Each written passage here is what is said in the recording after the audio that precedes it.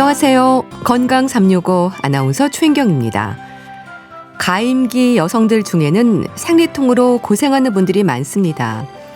생리 기간에 느껴지는 아랫배 통증이 일상에 불편을 주는데요.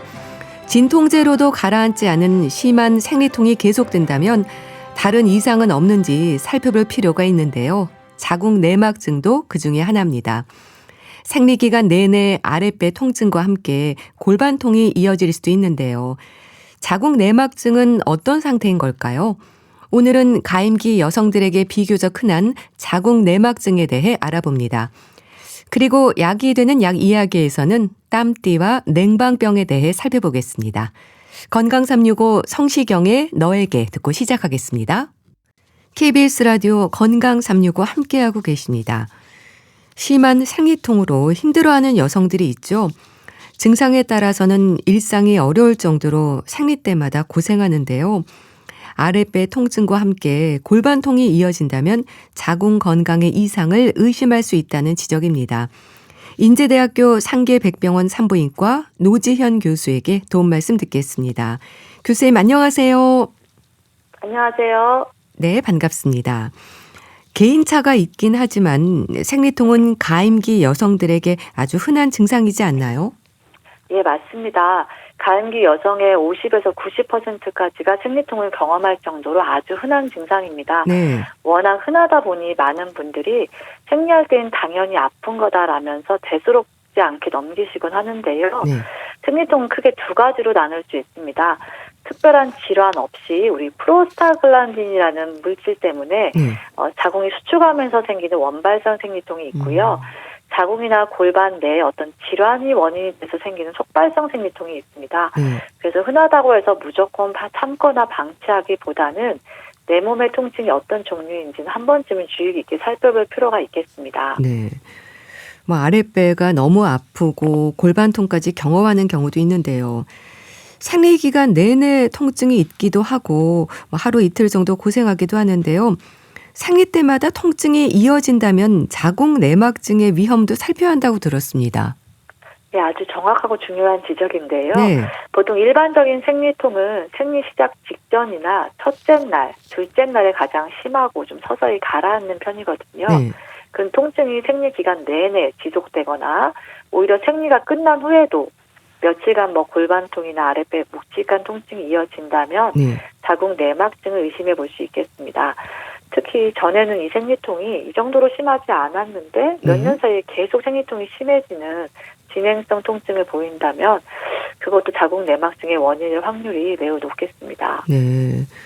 그러니까 생리 기간 내내 생리가 끝난 후에도 통증이 있을 수 있다고 하셨는데요. 생리 기간에 진통제를 드시는 분들도 많은데요. 자궁 내막증이 의심될 때는 진통제로도 통증이 가라앉지 않고 계속되나요?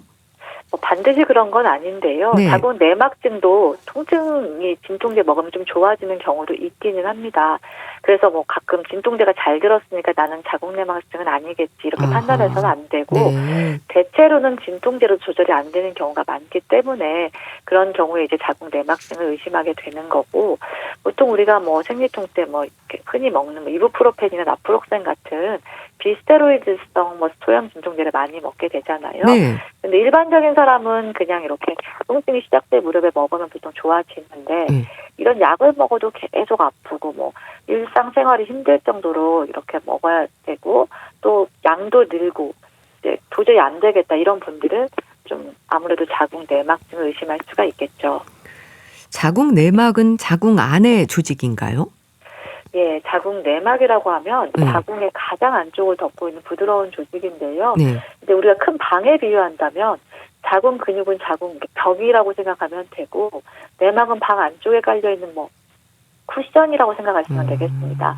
그래서 이런 자궁 내막은 여성 호르몬의 영향을 매달 받기 때문에 생리가 끝난 후에는 에스트로겐의 영향으로 두꺼워지고 배란 이후에는 프로게스테론 영향을 받아서 수정란이 착상하기 좋은 상태로 변화하게 됩니다. 그런데 임신이 되면 이런 착상이 이제 이어가면서 임신을 이어가게 되는데 임신이 되지 않으면 이 자궁 내막이 떨어져 나오면서 혈액과 함께 기를 통해 배출되는데 이것이 바로 생리입니다. 그렇게 자궁 내막이 생리 주기에 맞춰서 두꺼워졌다가 임신이 되지 않으면 생리혈로 배출이 되는 건데요. 자궁 내막증은 어떤 상태인 건가요? 우리가 자궁 내막증이라고 하면 보통은 자궁 내막에 생긴 질환인가 이렇게 생각할 수 있잖아요. 네. 이름이 자궁 내막이니까. 하지만 자궁 내막증은 자궁 내막 조직이 자궁 안쪽이 아니라 자궁 바깥에서 자라는 질환입니다. 결국 있어야 자궁 내부에 있는 게 아니라 엉뚱한 거실이나 베란다, 난소나 나팔관, 복막 등에 가서 자리를 잡고 문제를 일으키는 상태라고 보시면 되는데요. 가장 흔하게 생기는 그 장소로는 난소나 나팔관 주변, 자궁 뒤쪽의 골반 복막, 자궁과 직장 사이, 자궁을 지지하는 인대 등인데 더 깊게 침범하면 장이나 방광, 요관 주변에도 발견될 수 있고 드물게는 배꼽이나 수술, 흉터, 횡격막, 흉곽에서도 발견되는 경우가 있거든요. 이런데 이제 자궁 밖의 병변도 결국에는 여성 호르몬의 영향을 받게 되는데 이 과정에서 반복적인 염증이 발생하면 주변에 이제 섬유화와 흉터가 생길 수 있고 장기와 장기 사이가 달라붙는 유착이 생기게 됩니다. 특히 자궁 내막증 중에서도 왜 난소에 혹이 생기는 경우가 흔하게 많이 아시는 그 낭종이 있는데요. 난소 안에 병변이 생기면은 이렇게 혈액, 거기서도 이제 생리처럼 혈액이 나오니까 오래된 혈액 성분이 고이면서 갈색의 끈적한 내용물이 된 낭종이 만들어지고 이게 가장 흔하게 생기는 자궁 내막종, 우리가 초콜릿 낭종이라고도 하거든요. 이런 것들이 좀 발생하게 되고 이런 자궁 내막증은 단순히 잘못된 위치에 놓여서 생기는 것만이 아니라 결국에는 호르몬, 염증, 면역 반응, 신경, 통증 전달 체계가 복합적으로 관여하는 만성 질환으로 보시면 되겠습니다. 네. 자궁 내막 조직이 난소나 나팔관처럼 자궁 안이 아니라 다른 곳에 생기는 거라고 하셨는데요. 그 원인이 뭔가요? 아직까지는 하나의 원인으로 완전히 설명되진 않고 있는데요. 그래도 가장 잘 알려진 가설은 역획성 월경, 즉 생리혈이 대부분은 질을 통해서 밖으로 나오지만 일부는 나팔관을 통해서 골반 안쪽으로 역류할 수 있습니다. 이때 생리혈 속 세포가 골반 안에 자리 잡아서 병변을 만들 수 있다는 그 가설이 하나 있고요. 하지만 역행성 월경은 대부분 많은 여성에서 나타날 수 있는데 실제 자궁 내막증은 일부 여성에서만 발생하기 때문에 이것만으로 충분히 설명되지는 않고 있습니다. 그리고 유전적 요인도 관련이 되어 있어서 어머니나 자매처럼 가까운 가족이 자궁 내막증 환자가 있으면 발생 가능성이 높아지고요. 또 면역 체계가 결국 골반 안으로 들어온 비정상 세포를 적절하게 제거하지 못하거나 또 염증 반응이 과도하게 지속되는 경우도 관련될 수 있고 또 골반 복막의 세포가 자궁 내막과 유사한 세포로 변화한다는 가설, 줄기세포가 관여한다는 가설, 혈관이나 림프관을 통해 세포가 이동한다는 가설 등 여러 가지 가설이 있는데 결국 현재로서는 유전, 호르몬, 면역, 염증, 해부학적 요인이 복합적으로 작용한다고 이해하고 있습니다. 네, 여러 가지 원인들이 있는 건데요. 그럼 자궁 밖에 내막 조직이 생기면 생리혈은 어떻게 되나요? 배출될 수 없잖아요. 많은 분이 자궁 밖에 생리혈이 계속 고여서 자궁 내막증이 생각한다고 하시는데 조금 더 정확하게 설명할 필요가 있으면 자궁 밖에 있는 병변이 물론 자궁 안쪽의 정상 내막처럼 매달 똑같은 양으로 많은 양이 떨어져 나오고 출혈하는 것은 아니지만 병변마다 호르몬에 반응하는 정도가 달라서 그 병변에서 미세한 출혈이나 조직 손상이 반복되고 염증성 물질이 분비되면서 결국 주변 조직을 자극하게 되는 거거든요. 정상 생리혈처럼 질을 통해서 배출된 통로가 없으니까 그 자리에서 염증 반응과 흉터가 반복되게 되는 거죠.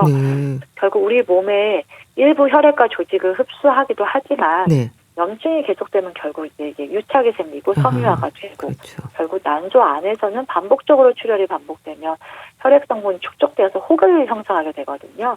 그래서 자궁 내막이 결국 이런 것들의 모든 복합 반응이라고 보시면 되겠습니다. 그래서 통증도 심해지고 염증의 위험도 있는 거네요. 그럼 내막 조직이 어디에 있느냐에 따라서 통증의 양상도 달라지나요?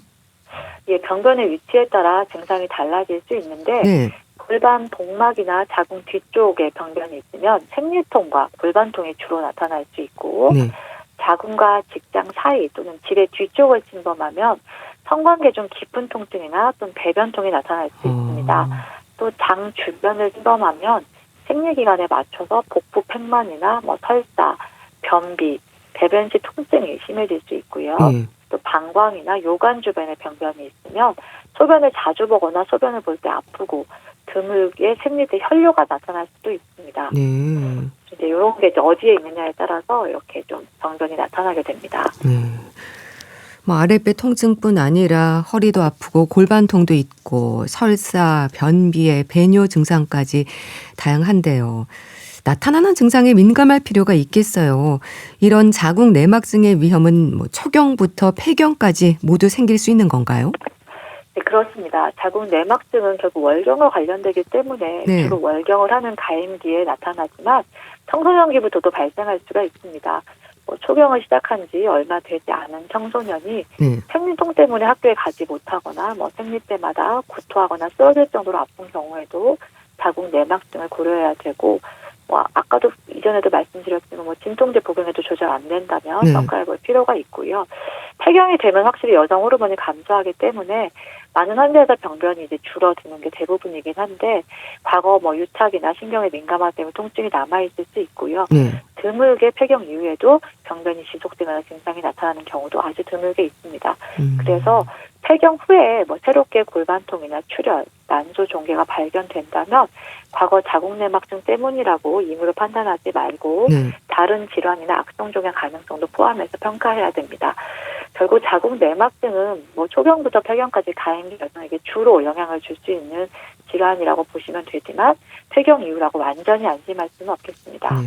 그런데요. 원래 생리통이 심하다는 말도 많이 하거든요. 그래서 진통제로 견디는 경우가 많은데 생리통이려니라고 생각해서 진단이 늦어지기도 하겠어요.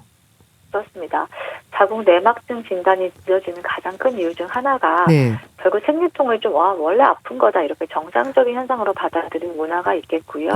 그래서 본인도 나만 너무 예민한 거 아닌가 생각하기도 하고 가족이나 주변에서도 원래 이렇게 아픈 거야 하면서 진료가 늦어질 수도 있어서 진통제를 먹으면 일시적으로 괜찮아지는다 하면서 검사를 미루다 보면 또 이게 진단이 늦어지기도 하고 청소년이나 미혼 여성은 또 산부인과 진료에 대한 부담 때문에 조금 더 늦어지는 경우도 있는 것 같습니다.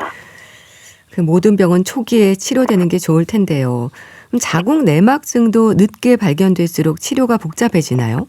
아무래도 좀 그런 성향이 있습니다. 물론 모든 환자가 그런 건 아니고 자궁 내막증의 진행 속도나 경과가 환자에 따라 개인차가 있기는 합니다.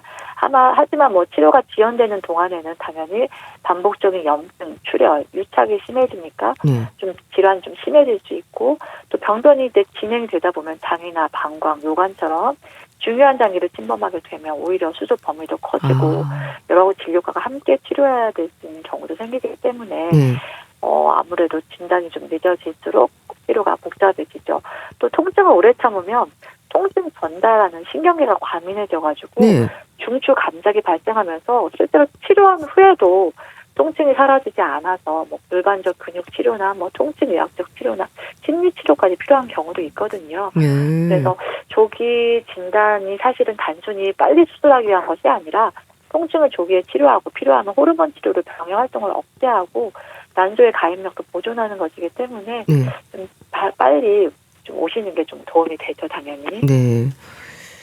치료 시기가 중요하다는 생각이 드는데요. 이제 여러 가지 위험이 올 수 있다고 하셨는데요. 난임에 대한 걱정을 하실 것 같은데요. 아무래도 자궁 내막증이 난임과 조금 관련이 있습니다.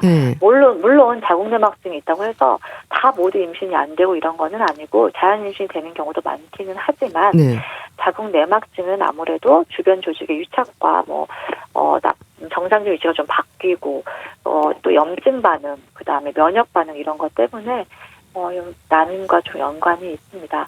또 수술하면은 난소의 예비력도 감소할 수 있기 때문에 그런 모든 것이 좀 난임하고 관련이 있을 수 있어서 아무래도 이건 이제 난임 전문의와 같이 상담을 해보는 것이 필요하겠습니다.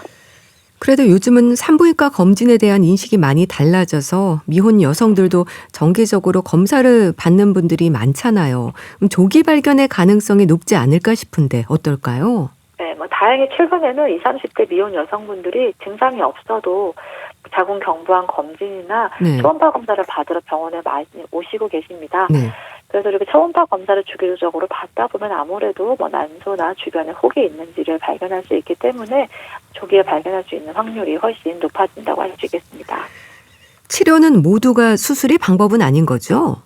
그렇습니다. 최근에는 수술은 정말 필요한 경우에만 하고, 네. 그게 뭐 통증을 조절하는 치료, 뭐 호르몬을 이용해서 병변의 활동을 억제하는 치료, 그래도 안 되면 수술 치료, 뭐 이런 식으로 나눌 수 있고요. 네. 어떤 치료를 선택할지는 환자에 따라서 환자의 뭐 통증의 정도, 나이, 병변의 위치와 크기, 자궁 내막증의 정도, 심한 정도, 뭐 어디까지 침범했나 정도, 그다음 임신 계획이 어떠냐에 따라서 굉장히 다양하게 바뀐다고 할 수 있고요. 수술은 최후에 하는 치료라고 생각하시면 되겠습니다. 약물로도 치료가 가능한 상태가 있는 거네요. 약물 치료가 뭐 완전히 완치한다는 목적이라기보다는요. 네. 자궁 내막 조직이 증이 좀 심해지지 더 자라지 않도록 좀 조절하는 거라고 보시면 되겠습니다. 약물로도 계속 뭐 우리가 양 호르몬 치료 이제 먹는 피임약이라든지 뭐 디에노게스트 같은 자궁 내막증에 특화된 호르몬제라든지 뭐 이런 거를 좀 복용을 하면 아무래도 훨씬 이게 커지지 않고 오히려 좀 작아지거나 조절되는 경우가 있어서요. 최근에는 이런 약물 치료를 먼저 시행을 하고 있습니다. 네. 수술을 해야 되는 경우에는 어떻게 진행이 되는 건가요? 수술은 결국 약물 치료를 했는데도 통증이 전혀 가라앉지 않고 일상생활이 거의 힘들 정도로 통증이 심한 경우나 아니면 이제 혹이 너무 계속 커지는 경우, 그리고 혹이 뭐 터졌거나 혹이 꼬여서 너무 아프거나 이런 그런 경우, 또는 유착이 너무 심해서 장폐색이나 요관폐색까지 오는 정말 심한 경우, 그런 주변 장기를 망가뜨릴 수 있는 경우에 수술을 하게 되는데, 최근에는 뭐 수술도 워낙 이제 구멍만 몇 개 뚫는 목환경수 로봇 수술도 정말 최소한의 난소를 보존하는 수술을 하기 때문에 너무 수술도 크게 걱정은 안 하셔도 되겠습니다.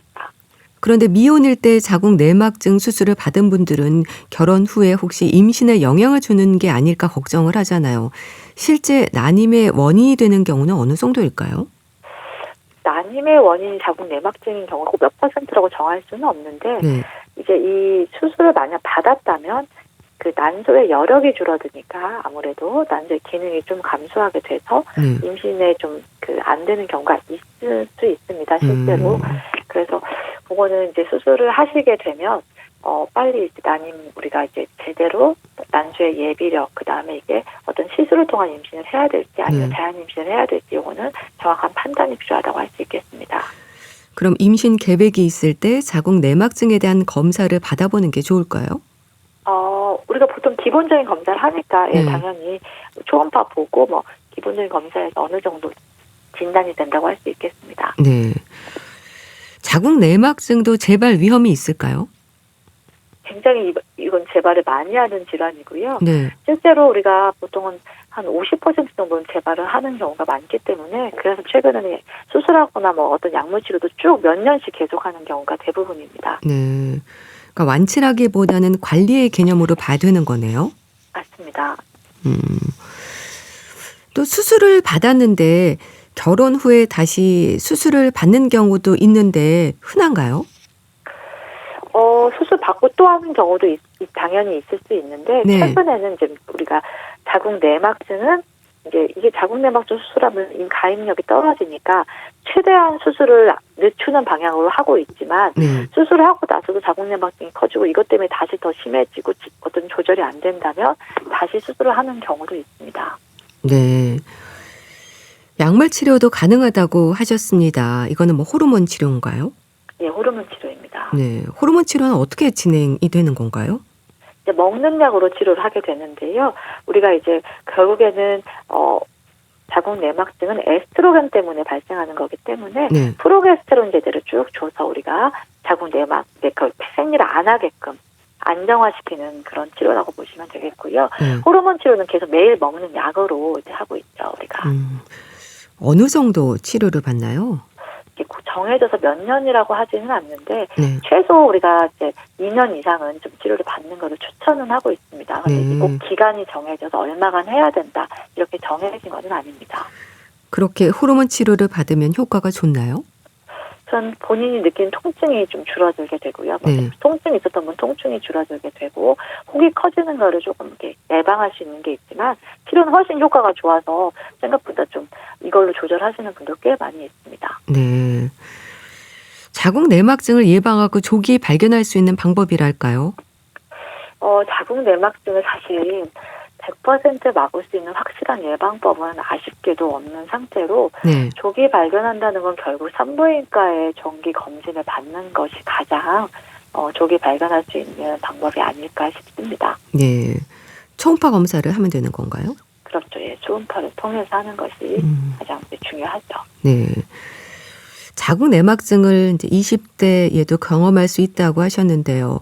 그런데 젊은 층에서는 이제 산부인과 검진에 소홀한 경우가 많은데요. 좀 조언을 해주세요. 우선 젊은 여성이 생리통이 심하다고 하면 그거는 일반적인 경우가 아닐 수 있기 때문에 산부인과에 오셔서 상담을 받고 필요하다면 이제 초음파 같은 걸 통해서 눈에 보이는 자궁 내막증 혹이 있는지를 해보는 게 좀 필요하겠고요. 네. 꼭 그게 혹이 없다 하더라도 깔려 있는 자궁 내막증을 다 볼 수는 없기 때문에 네. 산부인과 전문의와 서로 상담 후에 계속적인 통증이 있다면 피임약과 같은 이런 호르몬 치료를 통해서 좀 완화시켜주는 것이 필요하겠고 네. 꼭 그런 게 아니라도 저는 이제 젊은 여성분들이 산부인과 진료를 정기적으로 받는 것이 그 외에 다른 질환에도 도움이 되니까 꼭 정기 진료를 받는 것을 좀 추천드리겠습니다. 네. 자궁 내막증이 자궁 내막암으로 가는 경우는 없는 거죠? 걱정하는 분들이 있던데요.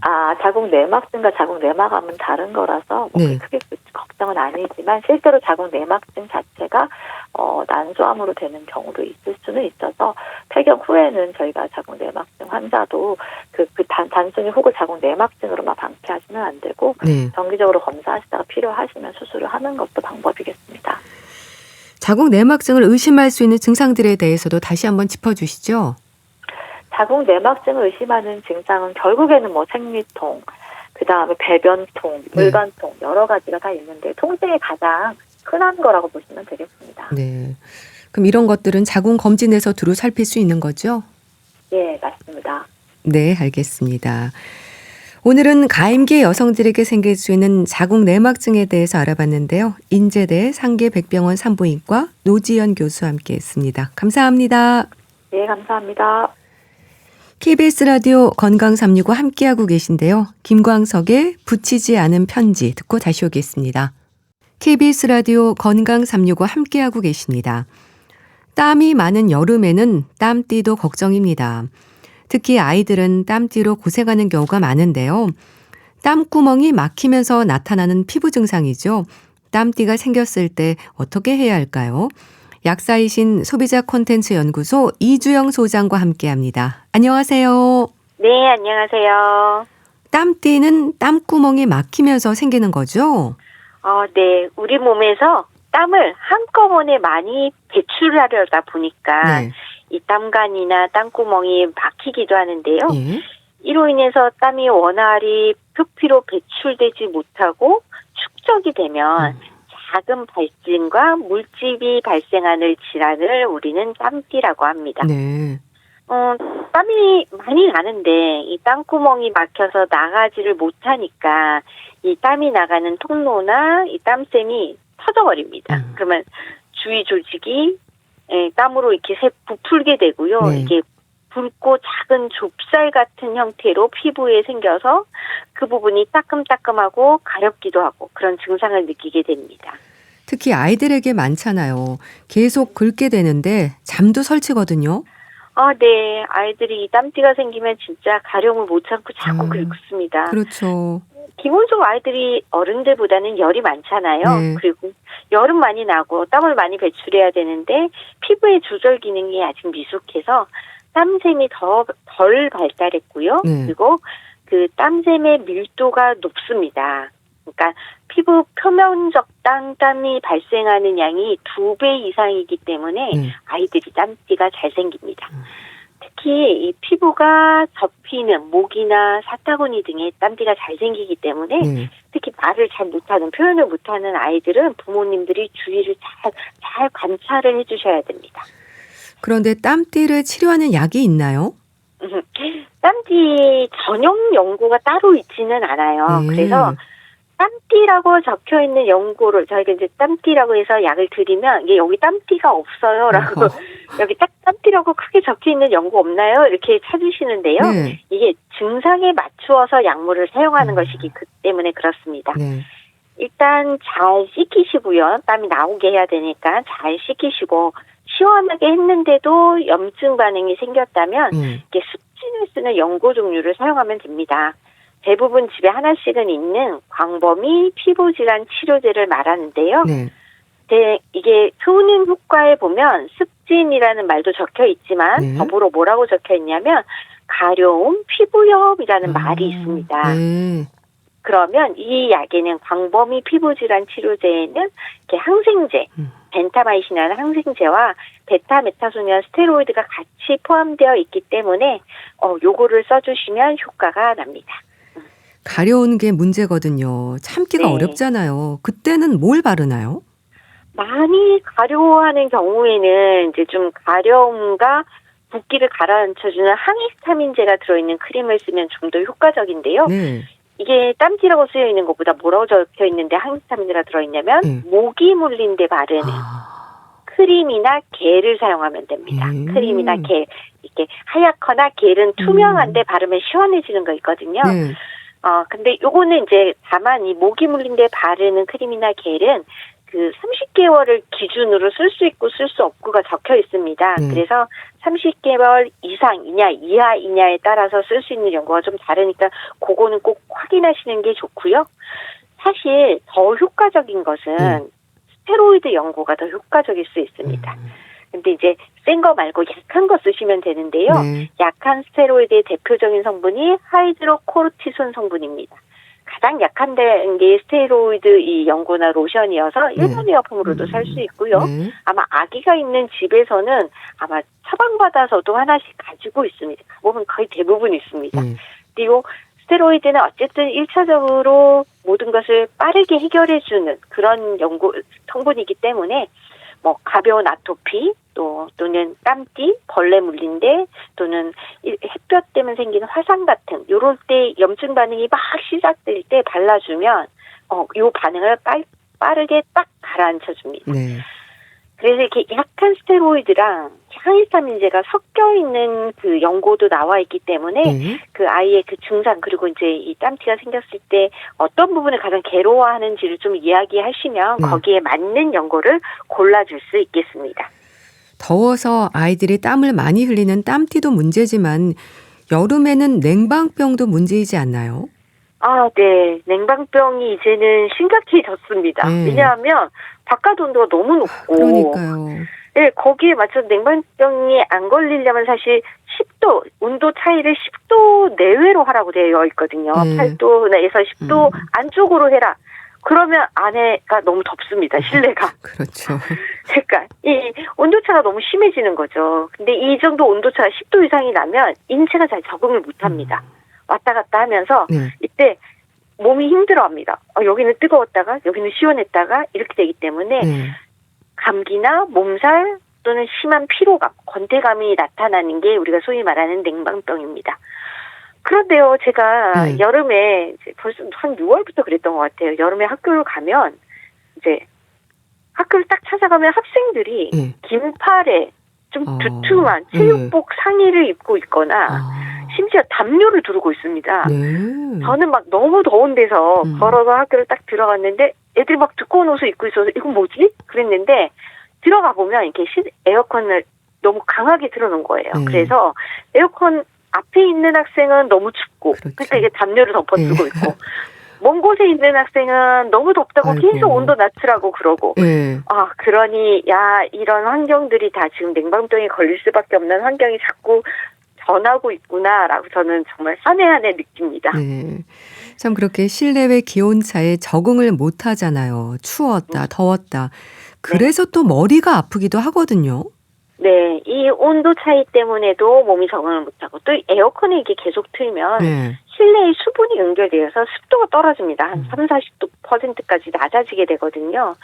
이러면 우리 몸이 이제 호흡기 점막이 건조되기 때문에 네. 인후염이나 감기 같은 증세를 일으키고 또 두통이나 소화불량이 발생하기도 합니다.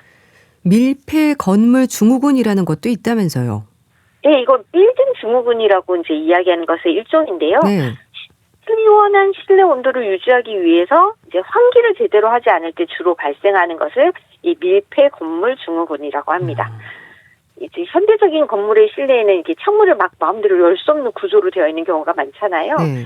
그런데 이런 건물들이 이제 환기와 냉난방을 중앙 집중적으로 관리하는 빌딩들이 있습니다. 이런 빌딩에서 흔히 발생해서 우리가 뭐 밀폐 건물, 빌딩 증후군 이렇게 이야기를 하는 건데요. 네. 주로 두통을 많이 호소하고요. 아하. 네, 눈, 코, 목 등이 건조해져서 따갑거나 아프다라는 이야기를 합니다. 네. 심한 경우에는 가슴이 답답하고 막 어지럽고 피로감이 생길 수도 있습니다. 이 왜 생기냐면 이렇게 여러 유해 물질을 포함하는 뭐 담배 연기 같은 것은 물론이고 네. 뭐 사무실 내의 가구나 카페트, 페인트 접착제 등에서 발생하는 그런 화학 성분들이 환기가 제대로 안 돼서 실내에 계속 쌓이게 될 때 발생한다라고 해석을 합니다. 네. 그래서 이런 경우에는 환기를 통해서 이 쌓여있는 화학 성분들을 외부로 내보내야지만 원인이 사라질 수 있거든요. 네. 그래서 규칙적으로 아무리 냉난방을 한다 하더라도 규칙적으로 창문을 통해서 이제 환기를 하고요. 중앙환기 시스템의 경우에는 이 횟수와 강도를 강화해야지만 사람들이 생활하기 훨씬 괜찮아집니다. 그래서 듣게 되는 게 레지오넬라증이지 않나요? 아, 예, 이건 세균인데요. 네. 이 에어컨의 냉각수나 공기가 세균들로 오염돼서 발생하는 겁니다. 네. 이 냉방기를 통해서 세균이 빌딩에 거주하는 사람들을 감염시키는 것을 말하고요. 네. 이 감염균이 레지오넬라라고 해서 일종의 이 전염성 질환입니다. 이 레지오넬라균이 냉각기 내에서 잘 서식을 합니다. 네. 그러니까 같은 냉각기를 사용하는 건물 전체에 퍼지게 되고 특히 허약자나 면역 기능이 약화된 사람에게서 주로 감염됩니다. 네. 예방하기 위해서는 당연히 냉방기의 청결 유지가 무엇보다 중요하고요. 정기적인 냉각기 점검, 필터 청소가 필수적입니다. 네. 근데 요즘은 이제 가정에서도 네. 그거 뭐 기관만이 아니라 가정에서도 에어컨 청소를 많이들 하시더라고요. 네. 예, 그런 뭐 서비스도 굉장히 많이 나오고 해서 좀 바람직한 방향으로 변하고 있는 것 같습니다. 네. 그런데 이렇게 냉방병으로 두통과 감기 증상이 있다고 해서 냉방병 치료제가 따로 있는 게 아니잖아요. 증상 치료를 하는 거죠. 아, 예. 이게 따로 냉방병 치료 약이 따로 있는 건 아니고요. 네. 증상을 치료합니다. 콧물, 코막힘, 재채기, 소화불량, 뭐 설사, 두통 이런 증상들이 심할 경우에 콧물을 멈춰주는 항히스타민제나 코막힘에 쓰는 약, 또 위장이 불편하면 위장관 증상을 완화시킬 수 있는 약을 처방받게 됩니다. 네. 그리고 이 약물 치료만 하는 게 아니라 반드시 환경을 좀 개선해야지 나아지고요. 네. 냉방병의 증상이 있을 때는 일단 몸을 좀 따뜻하게 하고 충분한 휴식을 취해줘야 합니다. 네. 이게 특별한 약이 있는 것이 아니기 때문에 무엇보다 예방이 제일 중요하겠습니다. 긴 옷도 하나씩 챙겨 다니시고 환기에도 신경 쓰시고 또 적정 온도를 지키는 것도 방법이지 않을까 싶습니다. 그런데요, 어쩔 수 없이 밖에서 일하시는 분들도 많잖아요. 네. 그런 분들이 찾는 식염 포도당이라는 것도 있다면서요. 네. 더운 여름에 땀 흘리면서 일하시는 분들이 약국에 와서 찾는 제품입니다. 네. 식염 포도당인데요. 식염은 소금이란 뜻이고요. 네. 포도당은 탄수화물이 분해돼서 최종 흡수되는 단입니다. 탄수화물의 가장 작은 단이라고 보시면 되는데 네. 즉 우리 몸에서 바로 에너지로 이용할 수 있는 설탕이라고 보시면 됩니다. 그러니까 소금 더하기 설탕인 거죠. 네. 이거는 왜 필요하냐면 땀을 많이 흘리는 사업장, 고온의 환경에서 일하는 사실 바깥에서 일하시는 분들, 뭐 건설 현장 네. 또는 뭐 철강 같은 산업 현장 또는 이게 보호복을 입으셔야 되는 분들 있잖아요. 보호복을 입고 장시간 일하는 경우에 이 식염 포도당을 많이 찾으시고 필요합니다. 네. 이건 약은 아니고요. 약은 아닌데도 약국에서 이제 하나씩 구비해 놓기는 하는데 이게 일반 가공식품으로 분류되어 있습니다. 왜 놓냐면 약간 응급처럼 써야 되기 때문에 약국에서 갖다 놓는 건데요. 네. 원리가 어떻게 되냐면 땀이 너무 많이 배출되면 이로 인해서 염분이 부족해지고 그리고 탈수 증상이나 일사병 등이 발생할 수 있는데 네. 이를 막기 위해서 몸에 적정량의 염분 비율을 맞추기 위해서 그 식염포동당을 섭취하게 합니다. 그러니까 나트륨 이온은 이 삼투압을 유지해주고 전해질 균형, 수분 분포 등에 관여하는 거거든요. 네. 그래서 이 나트륨, 소금이 우리 몸에서 매우 중요한데 땀 때문에 너무 많이 빠져나가니까 먹어서 넣어주는 거죠. 그리고 요즘은 이 식염포도당에서 더 발전된 제품들이 있습니다. 포도당 나트륨만 있는 게 아니라 거기에다가 피로 회복에 도움이 되는 타우린이나 비타민 C, 다른 비타민들을 등등을 좀 더 넣어서 네. 이렇게 수분 보충용 분말로 나온 제품이 나와서 그것도 많이 광고를 하더라고요. 근데 이런 제품도 도움이 될 수는 있습니다. 이온 음료는 어떨까요? 네, 이온 음료도 괜찮습니다. 이온 음료도 괜찮은 다만 몇 가지만 주의하시면 되는데요. 이온 음료는 이제 수분하고 전해질을 혈액과 유사한 농도로 배합한 음료잖아요. 그래서 이온 음료가 항상 광고할 때 보면 운동 후에 이렇게 먹는 것 그런 장면들을 많이 보여주는데 체내의 수분을 훨씬 빠르게 흡수시키고 전해질 균형을 맞춰주기 때문에 사실 일사병이나 열 정련의 예방과 전조 증상 완화, 일사병이 올 것 같은데 우리는 더위 먹을 것 같은데 이럴 때 굉장히 효과적입니다. 그러나 이게 증상이 심한 환자 이미 그러니까 좀 시작되거나 예방 목적으로 쓰는 건 괜찮은데 증상이 이미 심한 환자의 경우 좀 조심해야 되는데요. 일부 이온 음료나 스포츠 음료에는 당분이 좀 많이 들어있어서 오히려 수분 흡수를 방해하거나 설사를 유발할 수 있습니다. 이게 아니 왜요? 그런데 이게 당분이 좀 많은 그 음료가 가득 찬 음료가 장으로 들어오면 이 장 내부의 농도가 우리 몸속 세포의 농도보다 좀 훨씬 높아져서 삼투압 때문에 거꾸로 세포에 있던 수분을 장 쪽으로 빼낼 수가 있습니다. 그러니까 수분을 흡수하는 상황에서 오히려 뺏기는 역효과가 날 수 있거든요. 뭐 이런 경우는 그렇게 많지는 않겠지만 그래서 이런 경우는 어떻게 되냐면 도움이 안 될 뿐만 아니라 이게 장내 수분량이 늘어나면서 배가 아픕니다. 그래서 설사가 납니다. 그래서 뭔가 땀을 많이 흘리고 이온 음료를 먹었는데 오히려 설사를 했어요. 이런 말들을 하실 경우가 있거든요. 그래서 그 원리가 이것 때문에 그렇다라는 거고요. 그래서 어떻게 외우시면 되냐면 너무 맛있는 이온 음료는 안 좋을 수 있다. 입에 너무 맛있는 이온 음료는 안 좋을 수 있다. 좀 맛이 찌찌름하거나 덜 단 음료를 먹으시는 게 좋겠습니다. 네. 땀띠와 냉방병까지 잘 들었습니다. 약사이신 소비자 콘텐츠 연구소 이주영 소장과 함께했습니다. 감사합니다. 네, 고맙습니다. 동물원의 해화동 보내드리면서 인사드릴게요. 오늘 방송은 KBS 콩 유튜브 채널로도 다시 들으실 수 있습니다. 건강365 아나운서 최인경이었습니다. 고맙습니다.